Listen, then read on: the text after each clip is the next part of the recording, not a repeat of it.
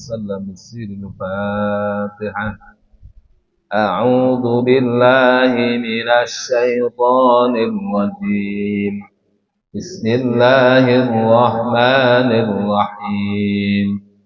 الحمد لله رب العالمين الرحمن الرحيم مالك يوم الدين إياك نعبد وإياك نستعين اهدنا الصراط المستقيم صراط الذين أنعمت عليهم غير المغضوب عليهم ولا الضالين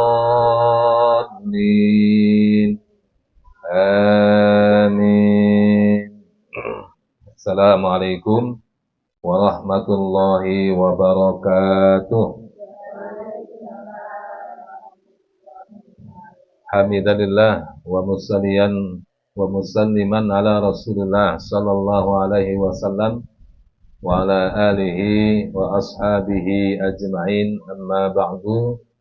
Subhanaka la ilma lana illa ma 'allamtana innaka antal alimul hakim. Rabbi syrah li sadri wa yassir li amri wahlul 'uqdatam min lisani yafqahu qawli, amma ba'd. Ibu-ibu yang saya hormati, khususnya sahibul bait, Bapak Samad dan Kak Jum, yang semoga senantiasa diberikan sehat walafiat, panjang umur, berkah rumahnya, berkah keluarganya, berkah anak keturunannya. Dan kepada kita semuanya yang hadir di majelis ini, semoga Allah Subhanahu wa ta'ala jaga keimanan kita, jaga keislaman kita, dan diberikan kekuatan lahir dan batin untuk senantiasa beribadah kepada Allah, mencari ilmu dalam rangka untuk memperbaiki ibadah kita kepada Allah Subhanahu wa ta'ala. Ibu-ibu yang dirahmati Allah, termasuk perkara yang sangat penting dalam kehidupan kita ini, dan hendaknya setiap muslim meminta dan memohon kepada Allah untuk diberikan husnul khotimah. Apa husnul khotimah? Husnul khotimah apa? Mati husnul khotimah apa? Husnul artinya baik, khotimah artinya pungkasan. Pungkasan artinya terakhir. Artinya mengakhiri hidup dalam keadaan baik. Di saat malaikat Israel mencabut nyawa kita, kita bisa mengucapkan kalimat La ilaha illallah. Bisa mengucapkan kalimat thayyibah, atau sedang beribadah. Karena apa? Karena kematian husnul khotimah itu adalah kunci kita selamat di akhirat nanti. Kalau kita mati dalam keadaan su'ul khotimah, mati dalam keadaan bermaksiat kepada Allah, berarti apa? Siap-siap untuk mampir ke neraka. Apa bedanya mati husnul khotimah dan su'ul khotimah?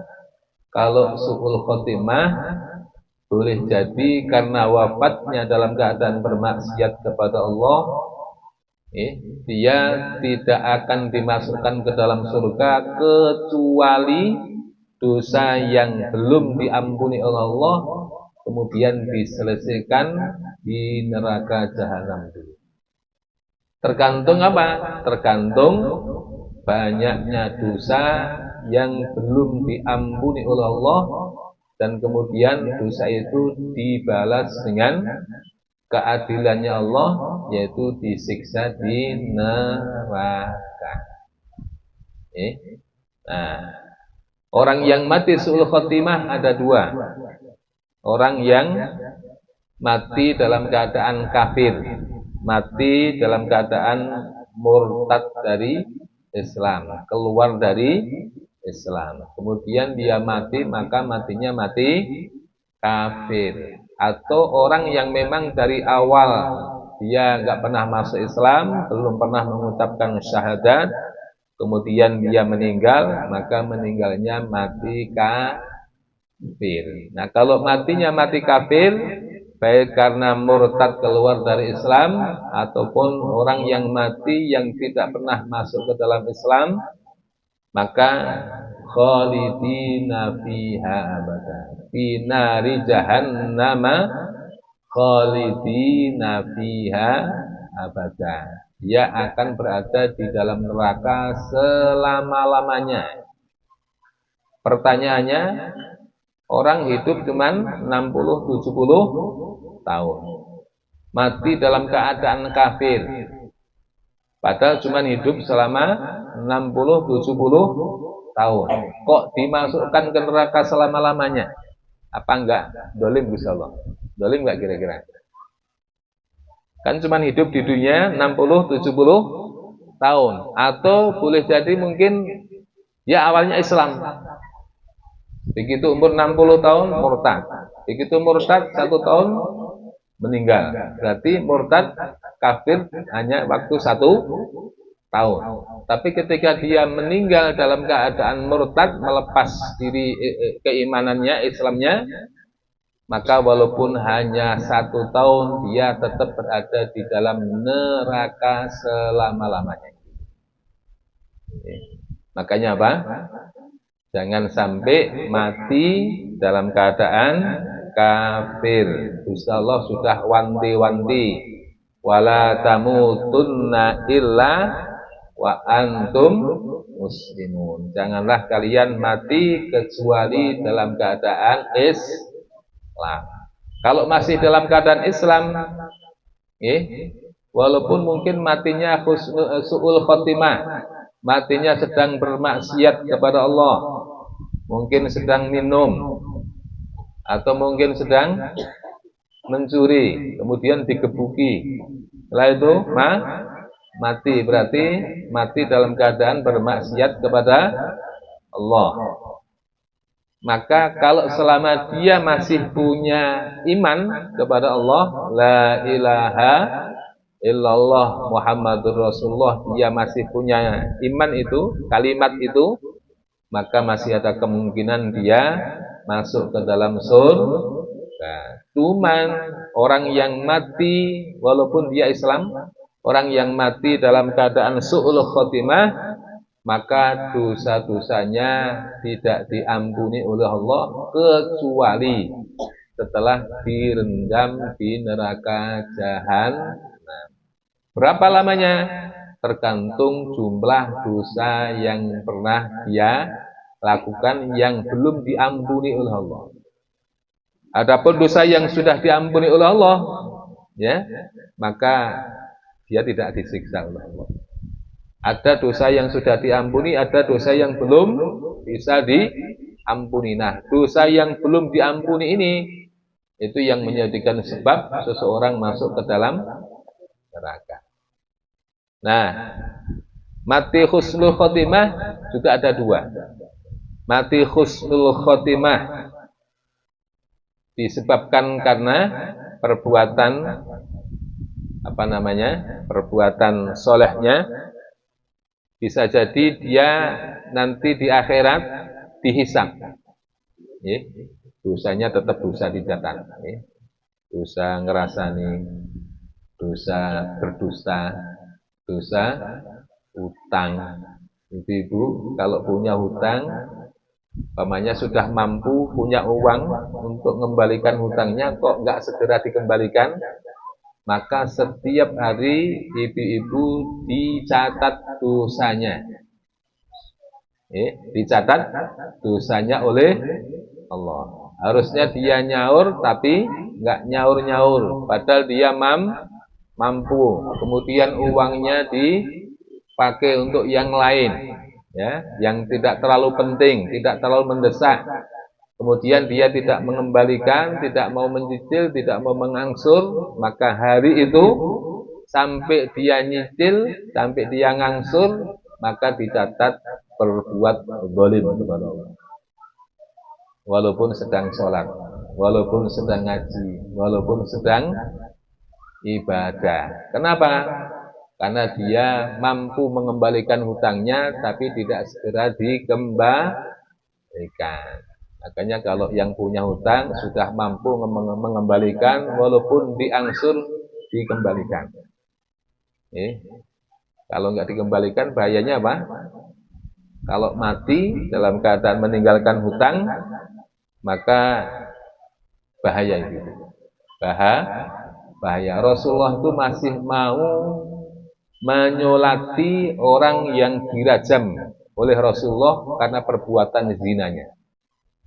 Berbuat zina, sudah suami istri, kemudian berbuat zina, ketangkep, kemudian ngaku, kemudian oleh Kanjeng Nabi dirajam sampai mati. Setelah mati, jenazah ini kemudian apa? Dimandikan, dikafani, disolati, kemudian dikubur. Bahkan Rasulullah ikut ngubur, ikut nyolati. Tapi ketika ada seorang sahabat Nabi yang punya hutang, kemudian dia meninggal. Kemudian ditanya sama Rasulullah, apakah mayat ini punya hutang? Punya ya Rasulullah. Ada yang menanggung? Tidak ya Rasulullah. Akhirnya Pak Rasulullah nggak mau nyolati. Bayangkan ya. Nggak mau nyolati. Makanya yang punya hutang segera dilunasi, yang punya piutang ya dikasih kelonggaran. Kenapa? Ngasih kelonggaran orang yang punya hutang pahalanya besar. Pahalanya besar. Umpamanya saya punya hutang sama Kak Jun 1 juta. Nanti 1 minggu lagi minta kembalikan. Ternyata setelah 1 minggu belum bisa mengembalikan. Maka selama 1 minggu itu, dari mulai saya pinjam ke beliau, maka beliau diberi pahala setiap harinya sedekah 1 juta. Berarti kalau 1 minggu sedekah 7 juta. Nah, datang minggu berikutnya nggak bisa mengembalikan, ya. Maka Kak Jum dihitung pahalanya oleh Allah 2 kali 1 juta. Berapa? 2 juta. Setiap hari sedekah 2 juta. Datang minggu berikutnya nggak bisa kembalikan, ya. Dikalikan berapa? 2 kali lipat. Setiap hari sama dengan sedekah 4 juta. Untung apa untung? Untung ya. Lebih enak ngutangi apa sedekah? Lebih enak utangi, tapi ternyata apa? Tidak banyak orang yang mau ngutangi, lebih banyak yang mau sedekah. Ustaz, nggak usah hutang, ini sedekah. Padahal apa? Lebih banyak pahala ngutangi daripada sedekah. Padahal ngutang itu kan balik nih. Uang kan balik itu nanti. Ya. Kalau nggak dikembalikan, dosa besar kepada yang hutang. Nah, adapun yang ngutangi itu pahalanya berlipat-lipat. Apalagi sampai mundur ya. Ya, itu pahalanya berlipat-lipat. Ya. Tapi Ustaz, kalau misalnya yang mengutang Ustaz, sebenarnya sudah ada uangnya, cuma dia merasa yang tempat mungkin itu dia masih banyak. Nah, pikirannya sekarang begitu. Nah, itu namanya zalim, gitu. Tetap zalim. Jadi kalau sudah bisa mengembalikan, cepat-cepat dikembalikan. Kalau sudah mampu mengembalikan kok tidak mengembalikan, maka dicatat zalim. Dosa zalim. Dosa zalim yang paling berat itu dosa zalim kepada manusia. Kalau kalau sama Allah itu ringan, ya tetap berat, tapi ringan artinya untuk minta maafnya itu ringan. Tapi kalau urusannya dengan hak-hakul adamiyyi, urusannya dengan haknya orang lain, haknya anak Adam, itu berat. Berat. Makanya apa? Jangan mudah hutang, tapi begitu hutang harus segera dikembalikan. Begitupun yang ngutangi, ya, Allah senang cinta kepada orang yang ngasih piutang dan ngasih kelonggaran untuk yang hutang. Ngasih kelonggaran maksudnya apa? Ya kalau umpamanya enggak punya betul ya enggak apa-apa. Digawe gampang gitu nih, istilahnya digawe gampang. Tapi yang hutang jangan gampang ke hutang. Dan biasanya kan mau hutang itu sambil nangis-nangis ya, melas-melas gitu. Sopan banget. Marahi kalau yang kita hutangnya saya masyarakat toh ini yang bisa. Jadi ini kan dia. Ini masyarakat sudah bertahun-tahun yang itu 17 tahun sebelum. Iya. Bahkan kontraktor lakukan bisa. Sampai detik ini kalau saya minta pun akhirnya saya juga tidak Allah berikan. Iya. Itu hukumnya bagaimana? Maka dosanya tetap ditulis sama Allah. Adapun ibu setiap hari dicatat pahalanya sejumlah uang yang dihutangkan. Kalau yang dihutangkan 100 juta berarti sama dengan bersedekah 100 juta setiap hari. Padahal 13 tahun ya. Moderator yang sudah saya pura-pura lupa kalau saya ketemu. Itu di kantor saya datangi, saya juga kan nggak enak kalau mau ngaji kan ada itu. Jadi saya nggak pernah ngaji kalau saya hanya kata. Ya itu kan kadang-kadang yang malu yang ngutangnya. Iya. Kalau mau ngaji kan saya tahu tempatnya toh. Tapi pas di telepon atau di nggak malas gitu. Nah itu makanya Allah ngasih pahala besar kepada orang yang ngutangi itu karena satu sisi dia berkorban, yang kedua nampet perasaan tadi itu.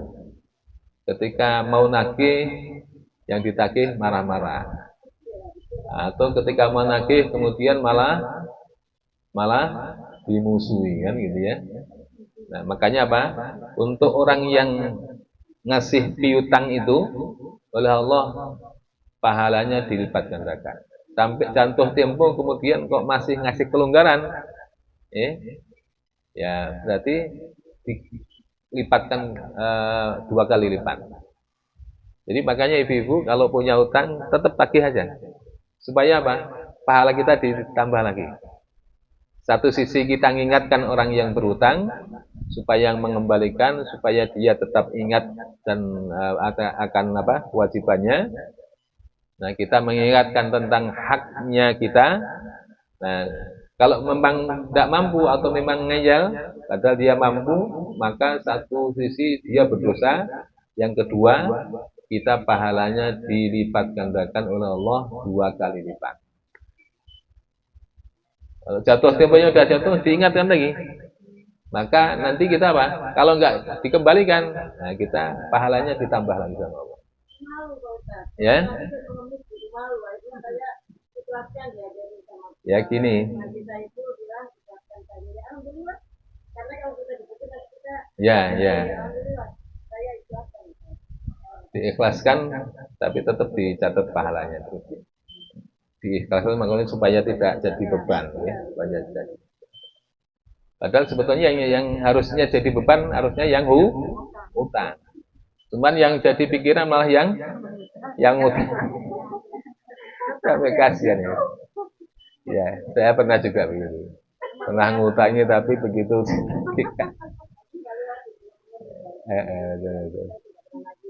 Ya. Nanti Allah akan menyelesaikannya di akhirat. Allah. Nah, kemudian ada yang mati husnul khotimah tapi dia tidak masuk ke neraka, tidak dihisab dan tidak masuk ke dalam neraka, tidak mampir ke neraka, tapi langsung ke surganya Allah Subhanahu wa ta'ala. Itu yang disebut dengan kelompok sabiqun bil khairati biidznillah. Orang-orang yang terdahulu, orang-orang yang selalu mendahului dari semua kebaikan yang dilakukan oleh manusia. Ketika orang lain tidur, dia bangun tahajud. Ketika orang lain santai-santai, ya, dia baca Quran. Ketika orang lain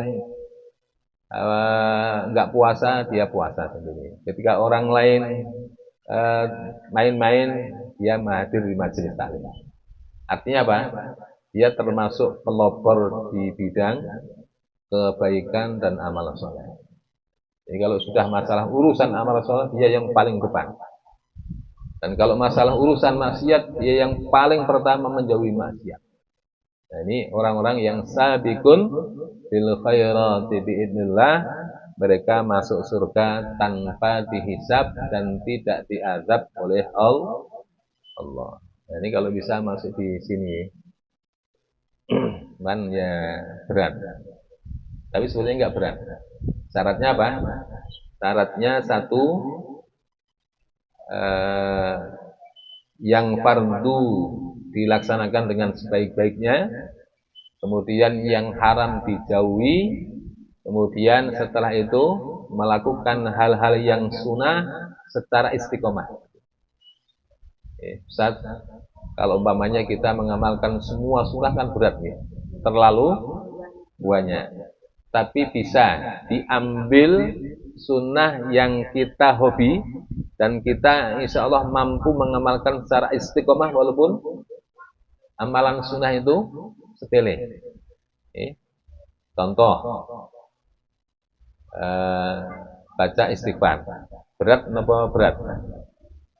Kalau baca istighfar sehari 100 kali, berat atau berat? Ringan ya? Ringan. Astagfirullahaladzim, astagfirullahaladzim. Tapi rutin. Gak pernah putus. Ila akhir hayat. Ringan ya? Kalau ditambah baca sholawat 100 kali, sallallahu ala nabi Muhammad, sallallahu ala nabi Muhammad. Ringan apa ringan? Ringan. Tapi istiqomah rutin. Terus sholat duha 2 rakaat. Sulit napa sulit? Ringan ya? Apalagi ibu-ibu. Ibu-ibu itu lebih semangat daripada bapak. 2 rakaat aja, enggak usah 12, enggak usah 8 kabutan. 2 tapi rutin sampai akhir hayat. Maka kata Rasulullah, ahabbul a'mali ilallah adwamuha wa in qalla. Amal yang paling dicintai oleh Allah adalah adwamuha, yang rutin, yang istiqomah, konsisten, wa in qalla, walaupun amal itu sedikit. Infak Ibu. Setiap hari infak 2.000. Murah atau murah? Dan beli surga kok cuma 2.000 ya. Itu kan. Nah, yang sulit adalah istiqomah, ya. Dan sebaik-baik infak sedekah itu waktu subuh. Habis sholat subuh, kemudian apa? Infak. Ibu-ibu bisa menyediakan kotak infak sendiri. Setiap hari 2.000 atau 3.000, 2.000, 3.000, 2.000, 3.000. Nah, setelah 1 bulan berapa? 60.000. Selama 1 tahun berarti kali 12 berapa? Nah, nanti setelah itu, nah begitu 1 tahun, Ustaz ini untuk infak pondok Ustaz. Oh itu bagus itu. Nggak terasa. Tapi apa?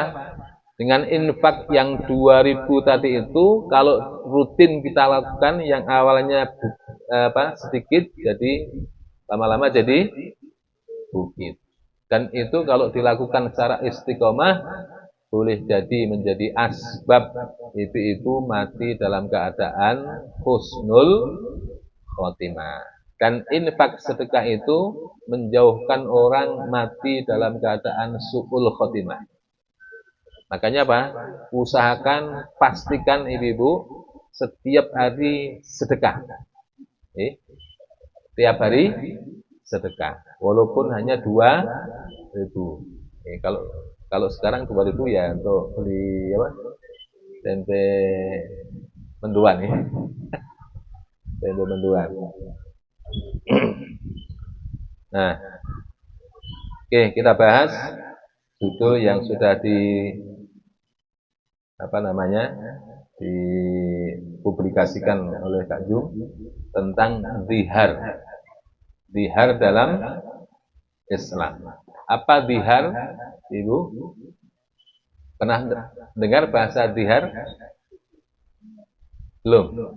Nah, ini penting nih, belum bahas. Zihar itu dari kata dohrun, punggung. Dohrun, punggung. Ini punggung, ya. Kalau ini batin, ini punggung, dohrun. Nah, zihar itu zaman masyarakat jahiliyah Arab dulu sebelum Rasulullah diutus, sebelum turun ayat yang membahas tentang masalah zihar, maka ketika ada orang Arab laki-laki, ya, kemudian dia mengatakan anti alayya kadohri umi. Kamu wahai istriku dalam pandanganku seperti punggung ibuku. Seperti punggung ibuku. Nah, tradisi Arab dulu ketika orang mendihar istrinya berarti dia telah menceraikan istri. Jadi kalau ada seorang suami dulu di zaman Arab jahiliyah kemudian mengatakan, "Dek, gegermu padha karo gegere ibuku," umpamanya gitu ya. Atau pipimu padha karo mempleknya kayak mempleknya pipi ibu saya. Maka itu jatuh talak zaman dulu. Sebelum turun ayat yang membatalkan tentang zihar orang-orang jahiliyah. Nah, tetapi ketika Islam datang, maka perkataan seperti itu tidak dianggap sebagai talak.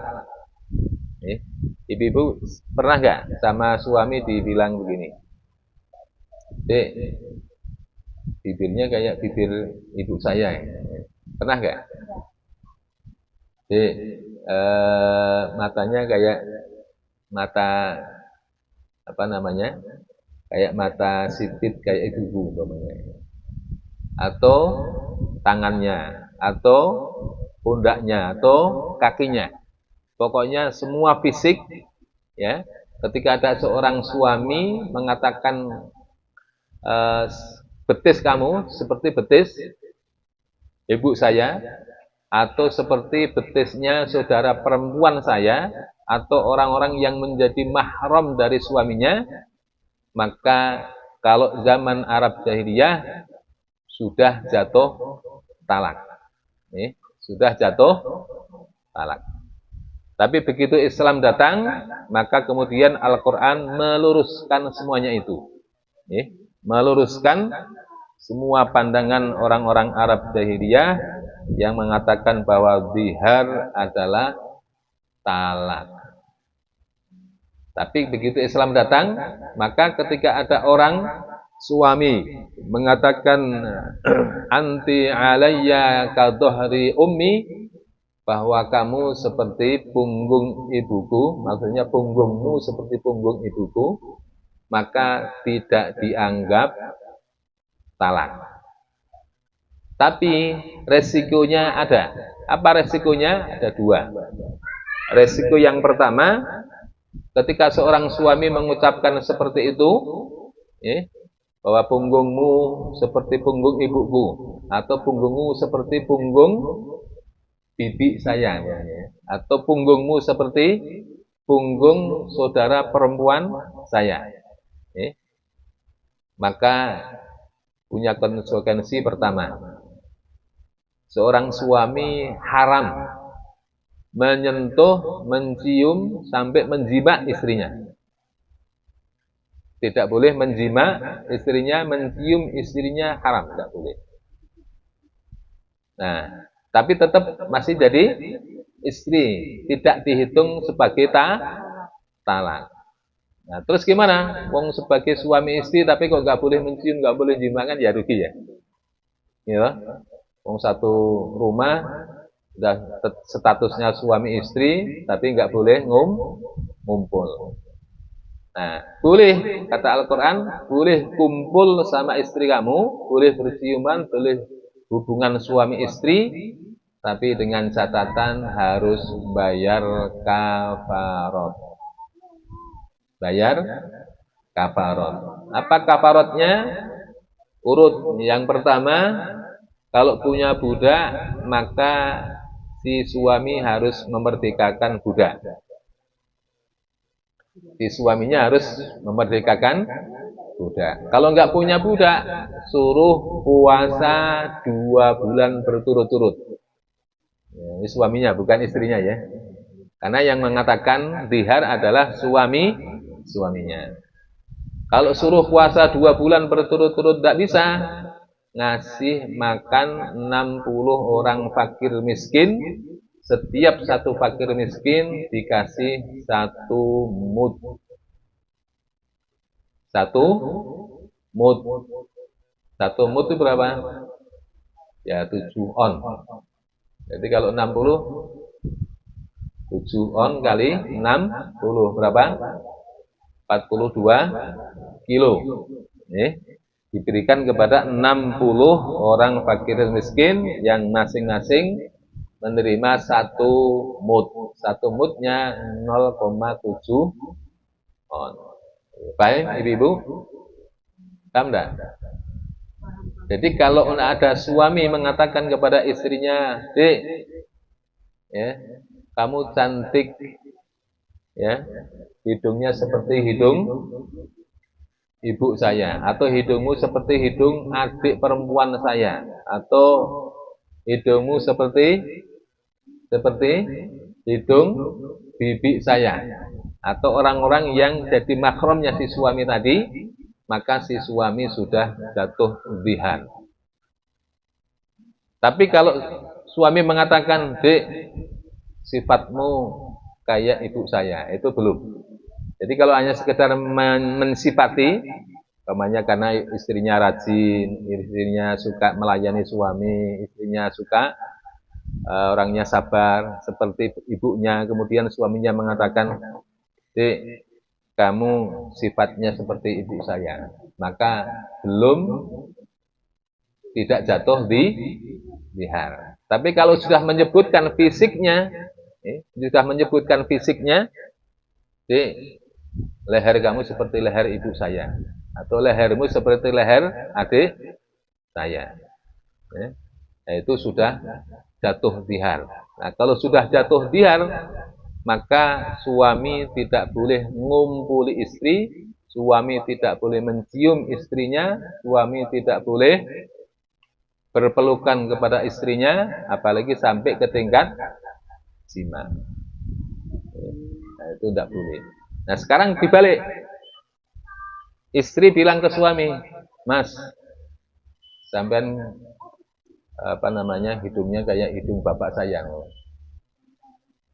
Ada enggak istri yang bilang begitu? Umpamanya kebetulan suaminya ganteng, bapaknya juga enggak ganteng. Terus kemudian istrinya bilang, "Mas, pipinya sampean persis kayak pipi bapak saya." Jatuh zihar enggak? Tidak. Karena yang mengatakan istri. Tapi kalau yang mengatakan suami kepada istri, baru jatuh di zihar. Tapi tidak berlaku sebaliknya. Jadi seandainya seorang istri mengatakan, "Mas, kepalamu seperti kepala bapak saya," ya, itu tidak jatuh zihar dan dianggap apa? Tetap tidak boleh. Ya. Terus gimana kalau seorang istri mengatakan seperti itu? Ya tidak ada kafarat. Cuman apa? Diperintahkan untuk istighfar saja. Diperintahkan untuk istighfar karena itu dianggap dosa. Karena membuat mindset ya, apa itu mindset ya, pikiran membayangkan ketika berkumpul dengan suaminya seperti kumpul dengan bapaknya. Nah, gimana kalau ketika kumpul suami istri terus membayangkan laki-laki lain? Boleh enggak? Enggak boleh. Ya, akhirnya kalau boleh kan nanti sambil nyetel apa namanya TV drakor gitu. Nah, itu enggak boleh itu. Jadi ketika kumpul dengan pasangannya haram membayangkan wajah orang lain. Wajah orang lain. Termasuk suami tidak boleh membayangkan wanita lain. Istri tidak boleh membayangkan laki-laki lain. Maka itu haram. Haram. Jadi paham ya? Kalau yang itu saat yang laki-laki berkata mirip ini, kalau misalnya dia tidak paham, itu dia gimana? Maksudnya gimana? Misalnya dia ngomong itu mau begini, tapi dia kan tidak paham kalau Ipan tidak paham ilmunya gitu kan? Ya. Kalau ada nggak tahu. Ya, berarti dosa terus ya. Dosa terus ya. Artinya apa? Walaupun tidak tahu. Makanya penting ngajinya ya. Penting ngaji supaya tahu ilmunya. Ketika kemudian pernah begitu, maka kemudian segera membayar kafarat. Kafarat pertama memerdekakan budak. Kalau ada, kalau enggak ada, puasa 2 bulan berturut-turut. Kalau enggak bisa, memberi makan 60 fakir miskin. Masing-masing fakir miskin dapat jatah 1 mud. 1 mudnya 0,7 on. Berarti 0,7 kali 60, 42 kilo. Itu untuk siapa? Kalau suami mendihar istri. Tapi kalau istri mendihar suami, maka tidak berlaku kafaratnya tadi. Tapi tetap apa? Tetap berdosa itu. Tetap berdosa. Tidak boleh ya. Yang dikhawatirkan apa? Membayangkan suaminya seperti bayangan bapaknya. Atau membayangkan suaminya seperti membayangkan saudara laki-lakinya. Makanya haram. Tapi cukup apa? Cukup istighfar. Adapun kalau itu yang melakukan laki-laki, maka tidak cukup dengan istighfar, tapi harus bayar kafarat. Kafaratnya harus urut. Pertama, memerdekakan budak. Kalau enggak ada, puasa 2 bulan berturut-turut. Kalau enggak bisa, baru bersedekah memberi makan 60 fakir miskin. Setiap fakir miskin 1 mud. Ada yang mengatakan 1 sok. Kalau 1 sok terlalu banyak. Karena 1 sok berapa? 1 sok itu sama dengan 4 mud. Kalau 4 mud berarti 2,8 kilo kali 60 berapa? Nah, dulu ada perempuan, ibu-ibu, ada sahabiah yang taat beribadah kepada Allah, orangnya cantik, yang diceritakan di dalam surah Al-Mujadilah atau Al-Mujadalah, sehingga Allah mengatakan qad sami'allahu qaulal lati tujadiluka fi zawjiha wa tashtaki ilallah wallahu yasma'u tahawurakuma innallaha sami'un basir. Sungguh Allah telah mendengar perkataan seorang wanita tujadiluka fi zawjiha, yang mengadukan perkaranya tentang suaminya yang mendihar dirinya, wa tashtaki ilallah wallahu yasma'u tahawurakuma. Nah, kasus ini Ibu, seorang istri yang cantik, yang solehah, waktu itu sedang apa ya, sholat. Kemudian datang suaminya. Begitu suaminya namanya juga punya istri cantik. Kemudian ngebet sama istrinya. Cuman istrinya ini sedang sholat. Dan namanya suami pulang dari tempat kerja, kemudian apalagi istrinya cantik, kepengen kumpul sama istrinya. Cuman istrinya sibuk, sibuk sholat. Sibuk sholat itu. Terus sampai mungkin suaminya agak janggal, ya. Suaminya agak janggal. Tapi ini perempuan hebat, ya, perempuan hebat. Saking jengkelnya, ya, dek, dek, anti alayya kadohri ummi. Maksudnya dia ingin mentalak istrinya, saking jengkelnya. Mungkin udah naik ubun-ubun ya. Jadi ini udah selak kebelet, ini malah sholatnya lama sekali. Saking mungkin akhirnya mengeluarkan kata-kata anti alayya kadohri ummi. Wahai istriku, kamu di hadapan saya seperti punggung ibuku. Maksudnya dengan maksud apa? Mentalak. Dengan maksud mentalak. Begitu ngomong gitu, menyesal dia. Ya, menyesal. Iya. Nah, tak talak, iman-iman, wayu, solihah, gitu kan.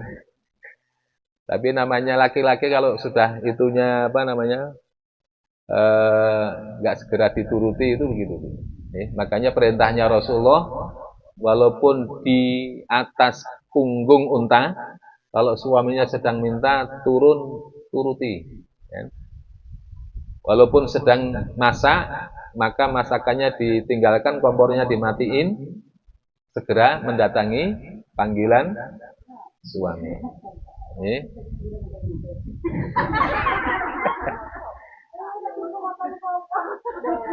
Sempat jabatan deh. Ya kan kompornya tinggal matikan aja gitu. Yang dikhawatirkan adalah nanti, kalau tidak segera mendatangi panggilan suami, nanti suami mutung. Kalau sudah mutung, kemudian keluar kata-kata tadi itu, anti alayya kadohri ummi. Niatnya menceraikan. Itu kan perintah Rasulullah, ya. Bukan perintah suami. Supaya apa? Itu loh. Saking Saking Allah itu kepingin lihat suami istri hidup romantis. Hidup romantis, hidup sakinah bahagia. Karena kuncinya apa? Kuncinya salah satunya husnul tabaul, menyenangkan pasangan. Nah, salah satu menyenangkan suami adalah cepat-cepat mendatangi panggilan suami ketika suami sedang butuh. Kalau suami itu laki-laki yang dibutuhkan apa? Yang dibutuhkan apa, Bu? Perut kenyang. Terus itunya dituruti. Iya. Terus ibu-ibu jaga lisan. Udah itu aja. Jaga lisan. Nah, kalau ibu-ibu yang dibutuhkan apa? Uang. Uang, yang kedua perhatian. Gitu. Asal ada uang, walaupun bujune elek, tetap ganteng. Walaupun suaminya jelek, asal perhatian, istri bahagia. Yang penting kan ini, uang ada, perhatian ada. Itu walaupun orangnya walek yang tetap ganteng, ya. Tapi kalau nggak punya uang, walaupun wajahnya ganteng, jadi jelek gitu. Gimana, Bu? Gimana? Gini, jujur. Jujur. Nah, Kemudian apa? Suaminya ketika mengatakan anti alayya kadhahri ummi, ya. Kemudian menyesal. Kenapa? Karena sudah mentalak istrinya, padahal istrinya solehah, istrinya cantik, cantik cerita. Akhirnya matur ke Rasulullah Sallallahu Alaihi Wasallam. Ya Rasulullah, saya sudah mengatakan begini sama istri saya. Ya, kata Rasulullah, ya berarti sudah cerai. Kata Rasulullah, berarti sudah cerai. Ya Rasulullah, istri saya ini cantik sekali ya Rasulullah, solehah ya Rasulullah. Lah kamu tadi gimana? Kok tahu-tahu mengatakan seperti itu?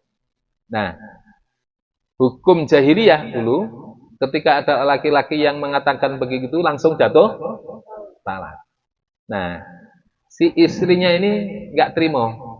Mosok cuman gitu aja lah, talak. Ya. Mosok kayak gitu aja, talak. Ya kalau talak, saya yang nafkahi siapa ini? Padahal anaknya sudah banyak. Enak banget nih. Akhirnya protes datang ke Rasulullah. Datang ke Rasulullah protes, ya Rasulullah, masa kayak gitu aja jatuh talak ya Rasulullah. Ini enggak benar ya Rasulullah. Maka kemudian si perempuan tadi mengadu kepada Allah Subhanahu wa taala, masuk ke kamar ndonga dengan Gusti Allah. Begitu doa, kemudian apa besoknya turun ayat qad sami Allahu qaulal lati tujadiluka fi zawjiha wa tashtaki ila Allah wallahu yasma'u tahawurakuma. Berarti napa? Memang itu kalau udah protes itu. Ini Rasulullah nih yang diprotes. Ya. Itu emak-emak itu kalau sudah demo di Jakarta itu. Kalau emak-emak yang demo, polisi takut semua itu. Ya. Jangankan dengan banyaknya itu, satu ibu-ibu aja kalah itu polisi itu ya. Padahal ini yang demo mahasiswa itu polisi nggak takut tuh. Ya. Tapi begitu yang demo emak-emak ibu-ibu itu polisi langsung mundur itu. Karena apa? Karena ibu-ibu itu subhanallah punya kekuatan hebat yang luar biasa. Ya, kalau mau dipukul ya polisi salah, nggak dipukul malah mukul balik. Nah ini Sahabiah, istri seorang sahabat Nabi yang soleh, yang dia protes kepada Rasulullah, ya. Kemudian apa? Kemudian berdoa kepada Allah. Dan Allah dengar betul permintaan dan protesnya perempuan tadi itu, sehingga turun ayat qad sami Allah. Sudah diawali qad. Qad itu kan sungguh. Sami Allah. Allah telah mendengar qaulal lati tujadilu fi zawjiha wa tashtaki ila Allah wallahu yasma'u tahawurakum. Sungguh Allah telah mendengar perkataan seorang perempuan yang watujadilu kafi yang mengadu ya tentang masalah suaminya yang mendihar dirinya. Nah, dulu di zaman jahiliyah begitu seorang suami mendihar langsung jatuh talak.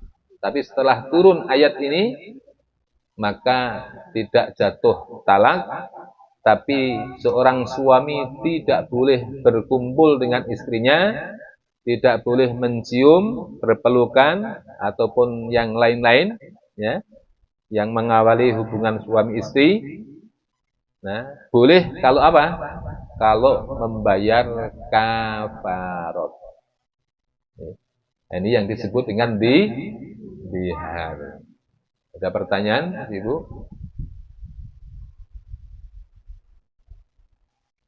Tapi nggak pernah. Ustaz, gimana kalau seorang suami memanggil istrinya Umi atau istrinya memanggil suaminya Abi atau Bapak atau Bunda, padahal kan bukan bundanya. Gimana itu? Suami sama istri sebelum punya anak manggilnya apa? Dik atau Mas. Itu mungkin masih agak wajar ya. Tapi begitu punya anak, mau manggil Dik sudah nggak enak.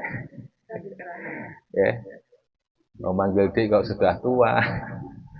Mau manggil apa? Mas kok.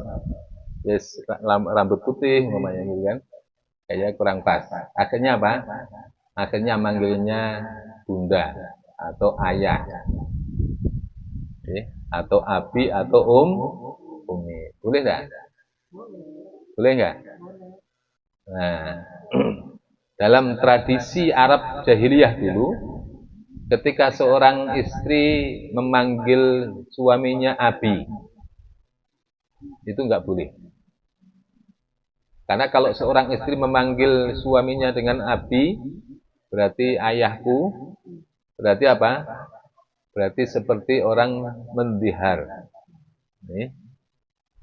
Nah, cuman apa? Ini bicara adat begitu. Adatnya orang Arab dengan adat kita berbeda.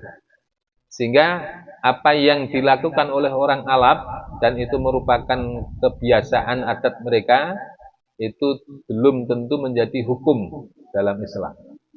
Contoh nih, kalau orang Arab itu kalau orang kagum dengan orang lain, pegang jenggotnya ini kan bangga itu. Yang dipegang bangga. Jadi umpamanya saya sama Pak Somad baru ketemu lama nggak terus kemudian saya kagum dengan beliau, maka tak pegang jenggotnya. Tak buntir-buntir ya. Kalau di Indonesia jadi masalah itu. Ya. Pak Somad, alhamdulillah Pak Somad langsung langsung Ustaz itu gemuan ini. Karena apa? Tidak dianggap sopan. Kalau orang Arab, ibu-ibu, kalau ada tamu dengan 5 jari. Tafadhol. Kalau orang Jawa, monggo, kan begitu ya. Nah, tradisinya berbeda antara Arab dengan orang Indonesia itu ketika, apalagi orang Jawa, ketika mau memanggil suaminya yang sudah punya anak, biasanya apa? Pak, maksudnya apa? Membahasakan anaknya, agar anaknya terbiasa memanggil bapaknya dengan panggilan Papa. Abi, maknanya apa? Agar anaknya terbiasa memanggil bapaknya dengan panggilan Abi. Begitupun dengan sebaliknya. Maka ketika kita memanggil istri kita dengan Umi, maka tidak jatuh dihan. Ya. Karena itu adalah apa? Hanya panggilan untuk tarbiyah kepada anak-anaknya, membahasakan bahasa anak-anak. Saya sama saya umpamanya, tapi saya memanggilnya Mbah. Untuk apa? Membahasakan anak saya kepada umpamanya. Mbah, padahal ya paman ya. Tapi karena saya sudah punya anak, saya membahasakan anak saya dengan panggilan Mbah. Boleh? Boleh. Dan itu tidak jatuh dalam zihan. Nah, termasuk tidak jatuh zihar kalau seorang suami mengatakan, Dek, kamu sifatnya seperti ibu. Kamu ramah, ibu saya juga ramah. Kamu sabar, ibu juga sabar. Itu namanya tidak termasuk zihar, dan diperbolehkan. Yang tidak diperbolehkan ketika sudah menyebut fisik, entah itu yang disebut punggungnya, entah yang disebut kakinya, entah yang disebut dengan betisnya atau tangannya, maka itu yang tidak boleh. Ada pertanyaan, Ibu? Pak Samad? Ada pertanyaan? Pak Samad ya nggak pernah ya. Berarti Ustaz, bagaimana itu hukumnya kalau yang kayak di kampung Ustaz, begitu satu kali itu kebanyakan waktu ini dijodohkan begitu. Maksudnya sepupu. Anak yang anaknya saudara begitu kota, anaknya saudara. ya anaknya saudara sama anaknya saudara di Oh, saudara sepupu. Dinikahkan. Boleh, boleh. ya tapi kan pasti ada masih ada mirip-miripnya toh. Nggih, boleh. Jadinya dengan ya mamanya Nikah dengan sepupu enggak apa-apa, karena itu tidak termasuk mahram. Karena sepupu bukan termasuk mahram. Yang mahram itu siapa? Yang mahram itu siapa? Bapak. Terus kakek. Di atasnya kakek terus. Terus kemudian ke bawah anak laki-laki, cucu laki-laki. Atau saudara laki-laki atau saudara laki-laki dari ayah atau ibu paman, atau Pak D. Nah, itu tidak boleh. Itu mahram. Nah, termasuk yang tidak boleh dinikah dari sisi rodo'ah, karena persusuan. Siapa yang tidak boleh? Bapak suaminya, ibu sepersusuan. Atau saudara laki-laki sepersusuan. Itu tidak boleh. Namanya ibu susuannya dia punya anak laki-laki. Maka anak laki-lakinya termasuk apa? Mahram. Mahram bagi saudara sepersusuannya. Kemudian termasuk yang mahram siapa? Yang mahram siapa? Mertua. Kemudian menantu. Kalau ipar? Kalau ipar? Mahram enggak? Tidak termasuk mahram. Tidak termasuk mahram. Maka alhamdu al-maut. Ipar adalah maut. Karena sudah ada filmnya. Nah, tapi setelah mahramnya ketika apa? Ketika masih menikah dengan kakaknya atau mungkin masih menikah dengan adiknya. Tapi hanya mahram sementara. Tapi sekalipun mahram sementara adalah harus hati-hati. Alhamdu al-maut. Ipar adalah maut.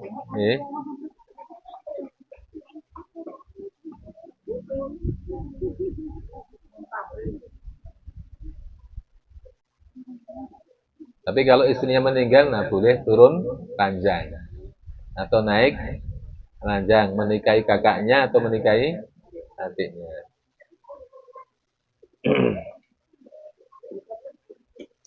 Itu. ada yang bertanya Bu atau di luar tema boleh Pak? Boleh, boleh. Saya bertanya lagi Pak. Saya tadi sempat membaca tafsir Al-Quran bahwa Allah menciptakan malam kalian beristirahat dan siang kalian mencari kehidupan. Tapi di belahan negara lain ada yang dia tidak siang malam terus. Ada yang siang terus Ustaz. Ya. Yaitu pengecualian. Ya, untungnya kita hidup di negara dengan ada siang, ada malam, sehingga kita mudah untuk memahami Al-Quran. Tapi kalau ada wilayah di mana di situ hanya ada siang saja atau hanya ada malam saja, sehingga tidak bisa puasa. Bagaimana puasanya orang yang ada di kutub, yang di situ malam terus-menerus?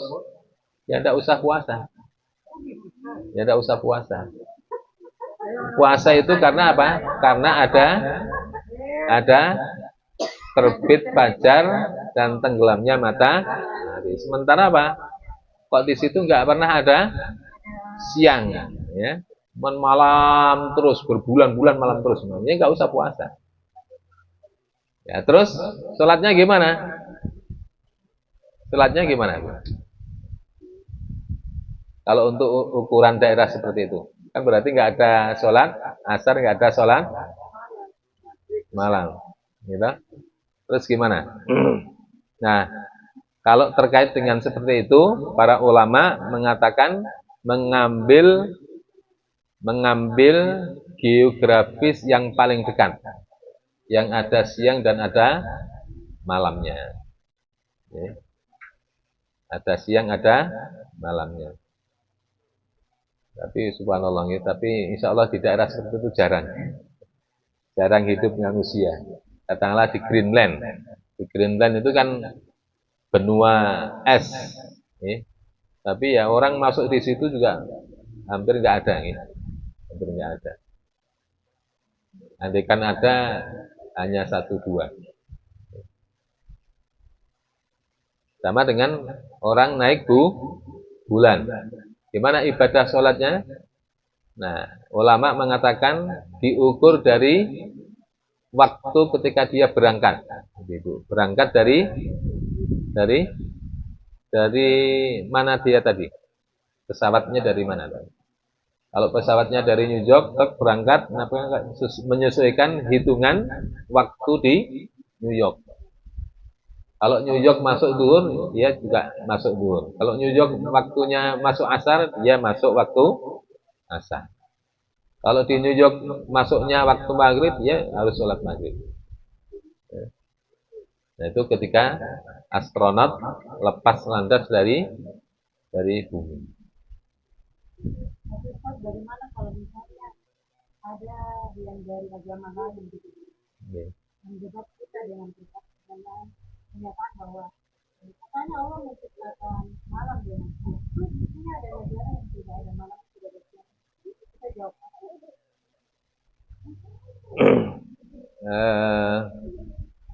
Allah menciptakan siang dan malam tentu untuk ukuran umum, kaidah umum. Nah, setiap kaidah umum pasti ada pengecualian. Ya. Semua umatku masuk surga illa man abah. Kullu ummatin dakhala jannah. Semua umatku masuk surga illa man abah, kecuali yang enggan. Berarti apa? Berarti ada kaidah umum tapi ada kaidah pengecualian. Sama dengan aturan kehidupan kita ini. Semua boleh masuk kantor ini kecuali yang tidak punya izin, umpamanya kan gitu ya. Jadi masih ada aturan istisna, pengecualian. Ya, ketika Allah mengatakan aku ciptakan siang dan malam, ya, pasti Allah menciptakan pengecualian juga. Pengecualian. Semua orang boleh masuk surga kecuali orang kafir. Semua orang masuk neraka kecuali orang-orang yang beriman. Kan begitu. Jadi ada kaidah umum, ada kaidah pengecualian. Ada kaidah istisna istilahnya.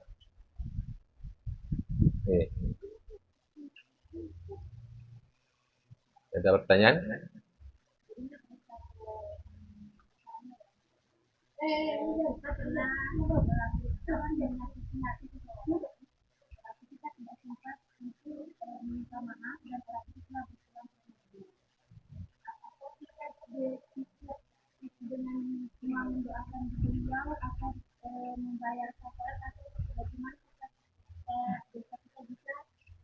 Oke. Pertama didoakan. Makanya guru saya ngajari ini doa, kalau bisa dihafalkan ya Ibu. Allahumma ighfir lana wali walidina wali masyayikhina wali muallimina wali man ahsana ilaina wali ashabil huquqil wajibati alaina wali jami'il muslimin wal muslimat wal mu'minin wal mu'minat al ahya'i minhum wal amwat.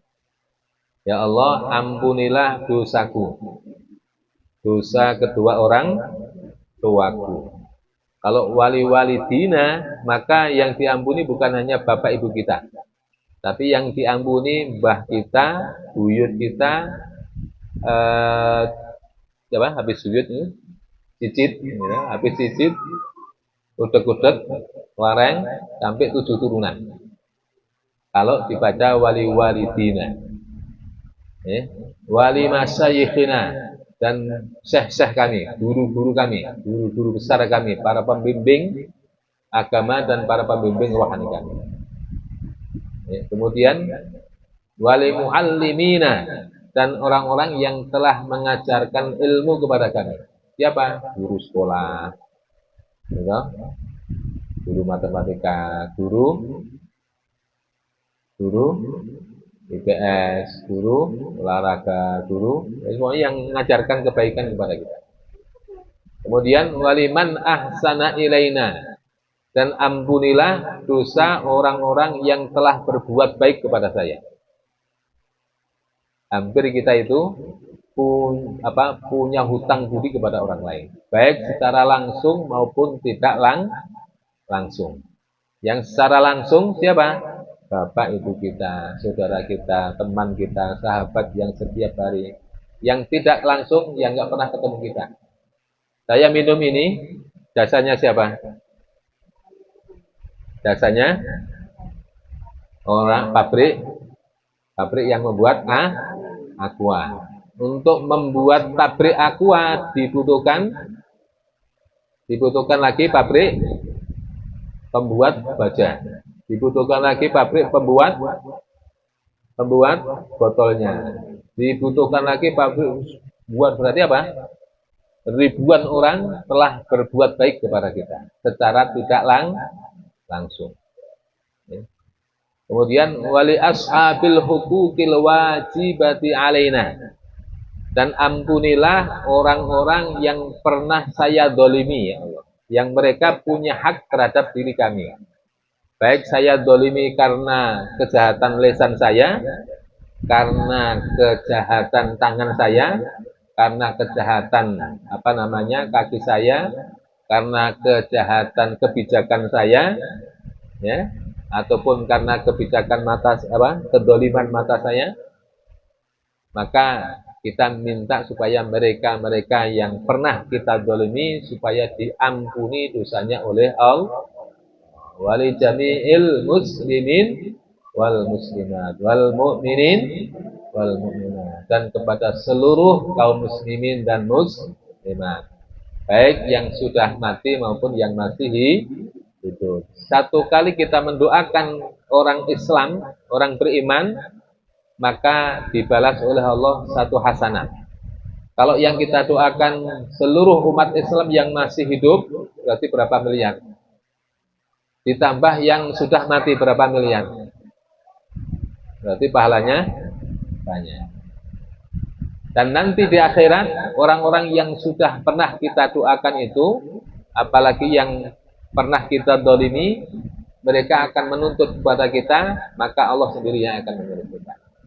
Kata Allah, kamu sudah saya ampuni dosanya, barokah dari doanya si fulan ini yang dulu pernah mendolimi kamu, sehingga kamu tidak perlu menuntut balas atau mengambil pahala dari orang ini. Yang kedua, disedekahi.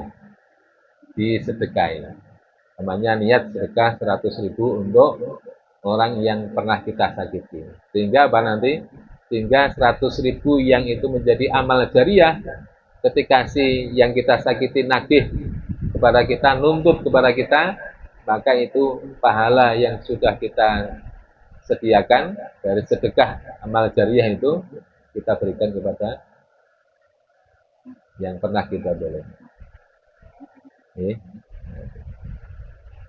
Makanya itu dibaca ya.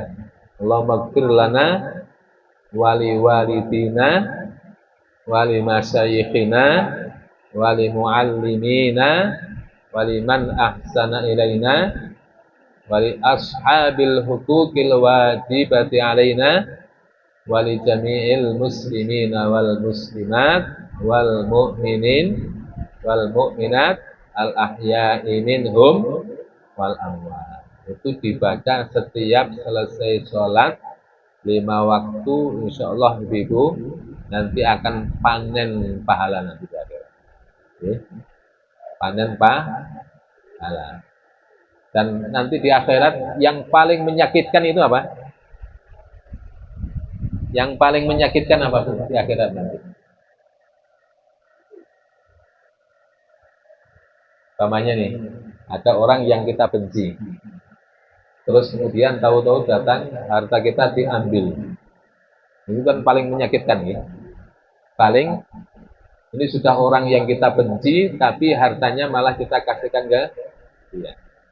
Nah, nanti di akhirat orang yang paling menyakitkan diri kita itu adalah orang yang dulu di dunia yang paling kita benci, yang setiap hari kita rasani, kita ghibahi, kita fitnah, tahu-tahu datang di akhirat pahala kita diambil mereka.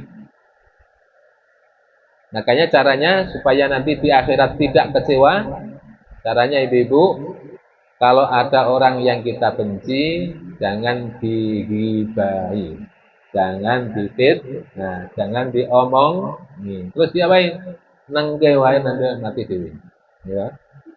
Sebab nanti kalau orang yang kita benci kemudian kita fitnah, kita ghibah, kita adu domba dan sebagainya, habis pahala kita diambil oleh mereka di saat apa?